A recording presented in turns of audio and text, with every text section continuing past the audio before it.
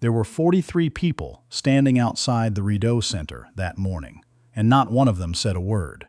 Mirelle Asante was 17 years old, and she was holding a cardboard tray with 2 coffees and a paper bag of muffins her mother had packed before the sun came up.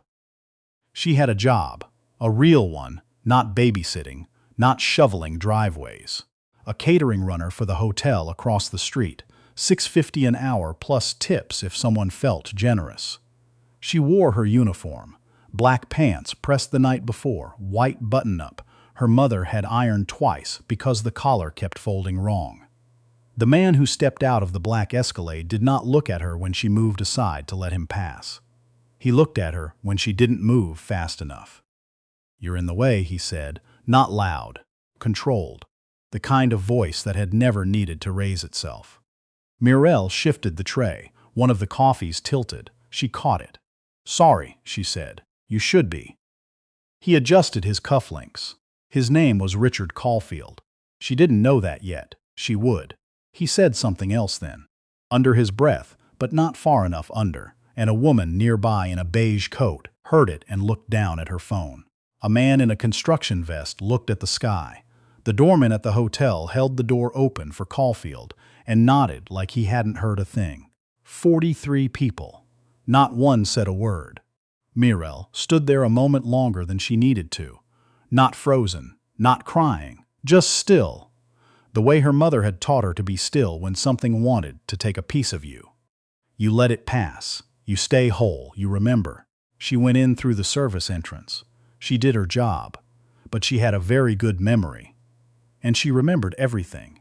You need to understand something about Mirelle before this story goes any further. She wasn't just a girl with a catering job. She had been a girl with a catering job for 8 months, since her father died, since the bills changed shape, since her mother started working 2 shifts at the hospital laundry and coming home with her hands cracked and her eyes already closing before she sat down. Mirelle had a brother in grade 6 who needed lunch money and a winter coat. She had a grandmother whose prescriptions cost more than the family's monthly grocery budget. She had also, before all of that, been the top-ranked junior judo competitor in Ontario for 2 years running. She had a shelf of medals she never talked about because there was no room in her life anymore for that conversation. She had been recruited, gently, informally, the way you recruit someone when you want them but don't want to scare them off, by a former Kansofcom officer who ran a self-defense and mentorship program out of a church basement in Vanier. She had trained there 3 mornings a week until her father got sick, and then she stopped going, and the officer, a woman named Major Odette Tran, retired, had left the door open without making a production of it. Mirelle did not think of herself as exceptional. She thought of herself as tired. She thought of herself as 17. But she noticed things the way trained people notice things. She noticed the cut of Caulfield's suit and what it said about where he had it made. She noticed the Escalade's plates. She noticed the hotel logo on the lanyard of the woman who held the door for him. Not a guest, staff. Senior staff. And she noticed, when she delivered the coffee tray to the 3rd-floor boardroom an hour later, the nameplate on the reserved seat at the head of the table. R. Caulfield, Northgate Capital. She looked at it for 2 seconds, went back downstairs. Said nothing. Her father's name had been Joseph Asante.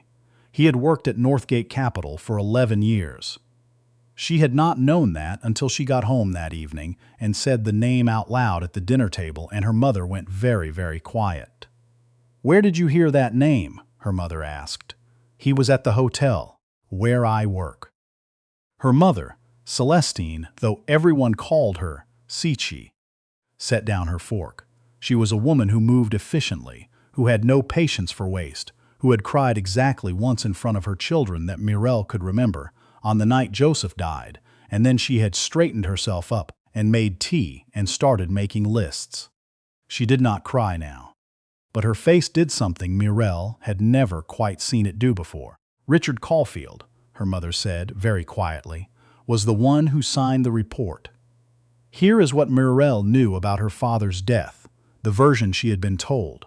He had been a mid-level analyst at Northgate. He had worked long hours. He had complained about something. She had been vague on the details. She had been 15 when it happened, and no one had explained it fully. And then he had died of a heart attack at 44, at his desk, on a Tuesday in February. The company had sent flowers, a card signed by the whole department, a very correct letter from HR explaining that his final paycheck and vacation payout would be processed within 30 business days. There had been no life insurance payout from work. The policy, I were told, had lapsed.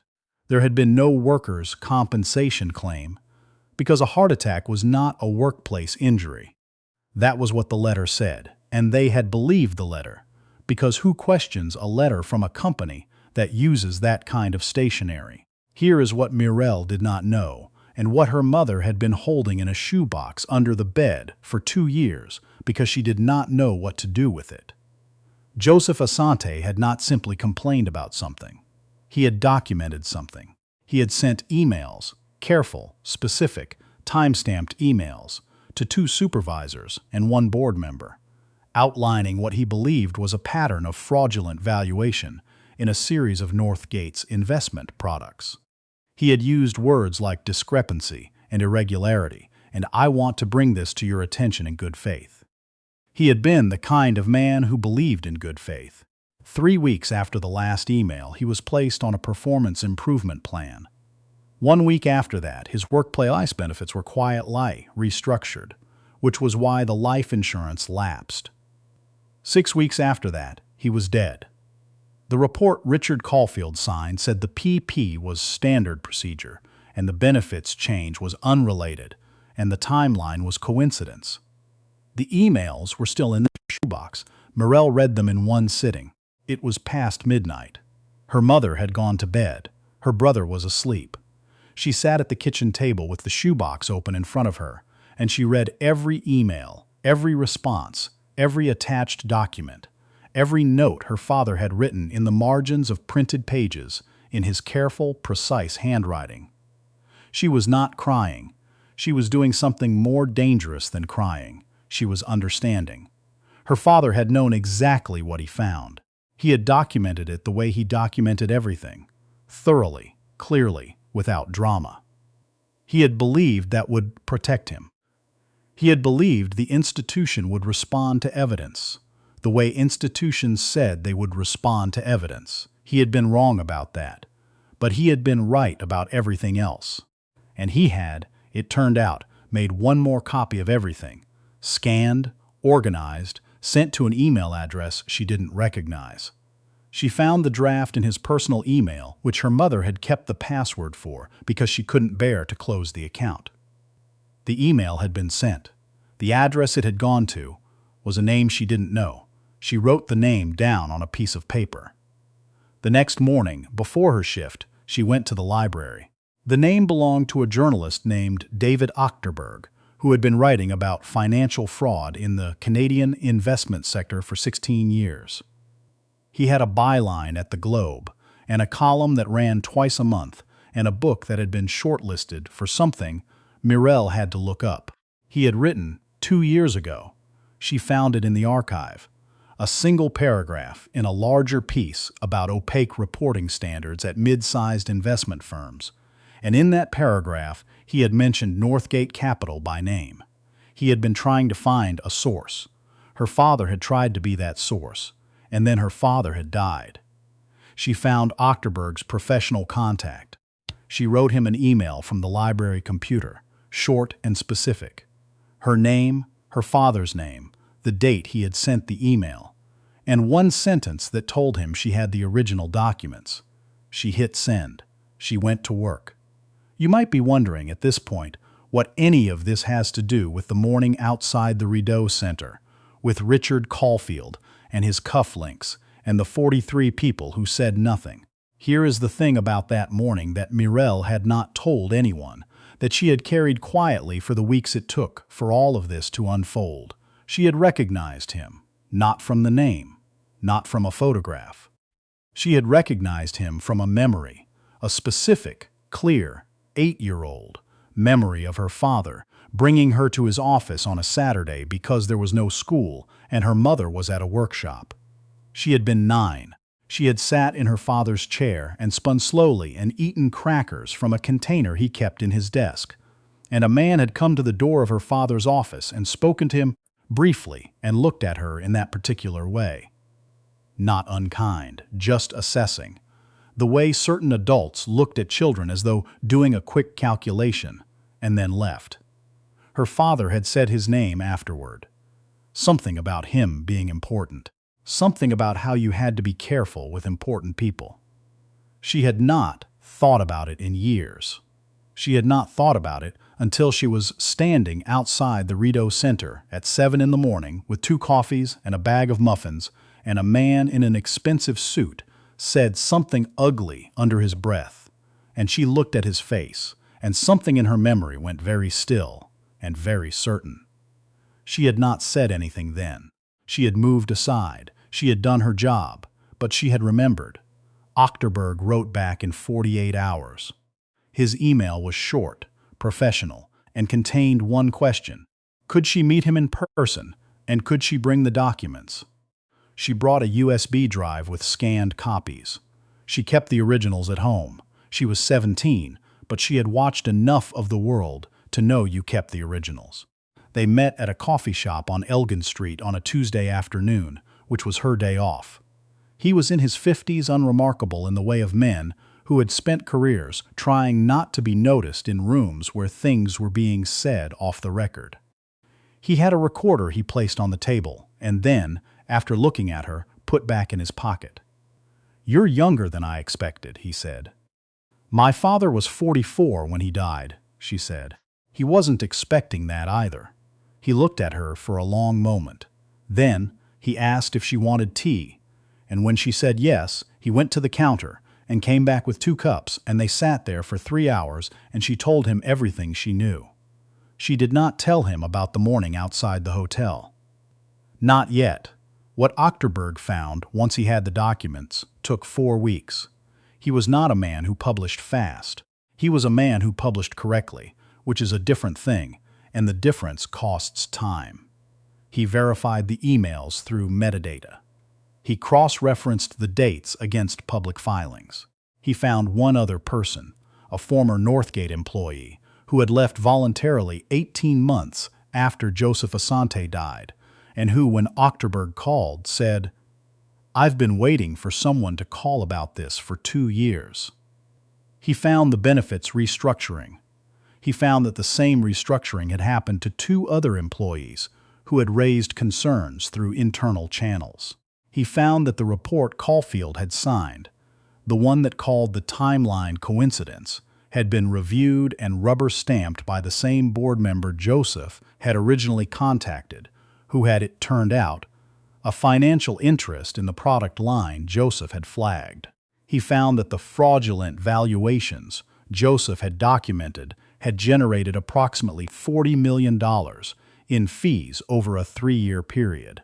He wrote 11,000 words. He showed Mirelle the draft, not because he needed her permission, because he thought she should see what her father had actually found. She read it at the kitchen table, the same table where she had sat with the shoebox, and she thought about her father at his desk in his office, writing careful emails in good faith, and she did not cry. She pressed her hands flat on the table and breathed, and then she looked up and said, "Is there anything he got wrong?" Meaning her father. Not Ochterberg. "No," Ochterberg said. "Your father got everything right." The piece ran on a Thursday morning. By Thursday afternoon, the Ontario Securities Commission had announced it was opening a review. By Friday, Northgate Capital's managing partners had issued a statement.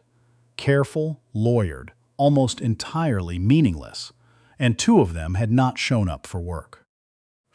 By the following Monday, Richard Caulfield had resigned his position as Chief Risk Officer, which was the title that had been on that nameplate in the 3rd-floor boardroom, the nameplate Mirelle had looked at for 2 seconds before going back downstairs to do her job. She found out about the resignation the way everyone else did. She read it on her phone on her break, standing outside the service entrance of the hotel, in the same spot where, 8 months ago, she had first started this job, because her father was dead and her family needed the money. She stood there for a while. Not long. She had to get back. There is something you should know about what Mirelle did and did not do in the weeks after the article ran. She did not give interviews. She did not make a statement. She was a minor, and Achterberg had taken care to keep her identity protected in the piece itself. She was referenced only as a source who had come forward with documents, and she had no interest in changing that. Her mother had opinions about this, careful opinions, expressed over tea in the evenings. It was important that people knew Joseph's name, that the story not become only about fraud and money and institutions, that somewhere in it was a man who had done the right thing and been punished for it. Mirelle agreed. She told Achterberg that. He added a section. He named Joseph Asante. He wrote about the emails and the good faith, and the performance improvement plan that followed. He wrote about the life insurance.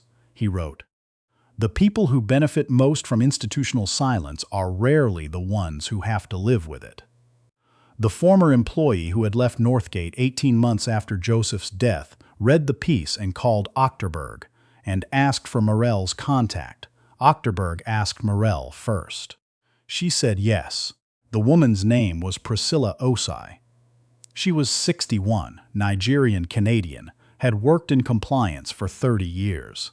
She told Mirelle, in a long phone call that Mirelle took outside on the back step while her brother did homework inside, that she had known something was wrong, that she had made the calculation when she left, that she could not fight it alone, and that she had a mortgage and a daughter in university, and she had made the choice she had made and had carried it since. "I want you to know," Priscilla said, "that I'm sorry I didn't find another way." Mirelle thought about this for a long time before she answered. "My father made his choice," she finally said. "He knew what he was doing. He documented everything so that someone else could pick it up later." She paused. "I just happened to be the one who picked it up." The OSC investigation took 14 months and resulted in a formal enforcement action against 3 former Northgate officers, including Richard Caulfield. The penalties included disgorgement of gains, significant fines, and a lifetime ban from serving as an officer or director of any registered firm in Canada. 1 former partner settled separately and cooperated. Criminal referrals were made to the RCMP. 2 civil suits were filed by investors. Joseph Asante's family received a settlement from Northgate Capital's liability insurer. The amount sealed by agreement, which meant Mirelle could not discuss it, but she could say, and would say to people who asked, that her mother no longer worked 2 shifts, that her brother had a winter coat, that her grandmother's prescriptions were covered, that the house was no longer something they discussed with fear in their voices. Mirelle went back to training the September after the article ran. Major Tran had not closed the door. She had said she never would, and she had meant it. She was 18 by then. She was still tired. But it was a different kind of tired. The kind that comes from having done something, not the kind that comes from carrying something alone. The morning outside the Rideau Center. You are probably still thinking about that morning. The 43 people who said nothing. The doorman. The woman in the beige coat. The man in the construction vest who looked at the sky. Mirelle thought about them too afterward, when she had more room to think about something other than survival. She did not think about them with anger, though there was a version of her that wanted to. She thought about them with something more complicated.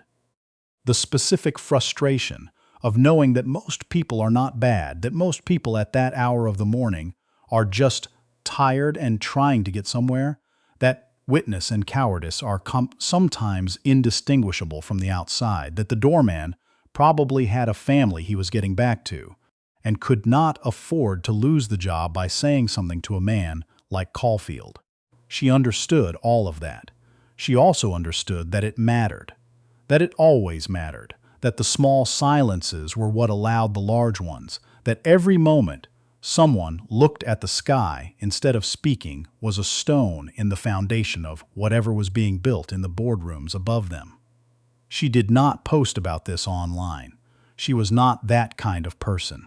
She told it to Major Tran once, in the car after a late training session, watching the Ottawa streets go by, and Major Tran had listened in the specific way she had of listening, completely without filling the space. And then she had said, "What would you have wanted them to do?" Mirelle thought about it. "I wanted one person to say that wasn't okay," she said. "That's all. Just one person. And I've decided I'm going to be that person. Every time. For whoever's standing there." Major Tran pulled up to her building and didn't say anything because there was nothing to add. Richard Caulfield, when he resigned, issued a brief personal statement through his lawyer. It expressed regret for the harm caused and emphasized his commitment to cooperating with regulators, and said nothing that meant anything to anyone who had been harmed. Mirelle read it once and didn't read it again. What she read again, more than once, was the last note her father had written in the margins of his printed documents. It was in the shoebox on the last page of the last printout, in his handwriting that looked like hers. "This is what happened. Someone needs to know this is what happened." She kept the shoebox. She kept the note. She kept everything.